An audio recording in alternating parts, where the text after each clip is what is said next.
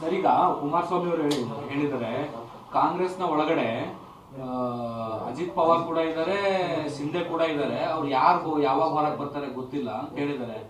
Indirect ಆಗಿ ಸರ್ಕಾರ ಒಡೆದೋಗುತ್ತೆ ಅಥವಾ ಕುಸಿತ ಆಗುತ್ತೆ.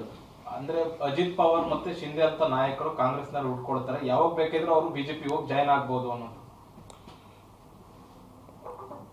ಭ್ರಮೆನಲ್ಲಿರೋರಿಗೆ ನಾವೇನು ಮಾಡೋಕ್ಕಾಗಲ್ಲ. ಭ್ರಮೆನಲ್ಲಿರೋರು ಭ್ರಮಲೋಕದಲ್ಲಿ ತೇಲ್ತಾ ಇರ್ತಾರೆ. ಅಸ್ತಿತ್ವವನ್ನು ಕಳೆದವರು ಬೇರೆಯವ್ರ ಆಶ್ರಯನ ಪಡೆಯೋದು ಸಾಮಾನ್ಯ. ಆ ಪ್ರೋಸೆಸ್ಸಲ್ಲಿ ಇದ್ದಾರೆ. ಸರ್, ಈಗ ಕುಮಾರಸ್ವಾಮಿ ಅವರು ಹೇಳ್ತಿದ್ದಾರೆ ಅವರಿಗೆ ಒತ್ತಡ ಬರ್ತಿದೆ ಅಂತೆ, ಲೋಕಸಭೆಯಲ್ಲಿ ಅವರು ಸ್ಪರ್ಧೆ ಮಾಡಬೇಕು ಅನ್ನುವಂತಹ ನಿಟ್ಟಿನಲ್ಲಿ.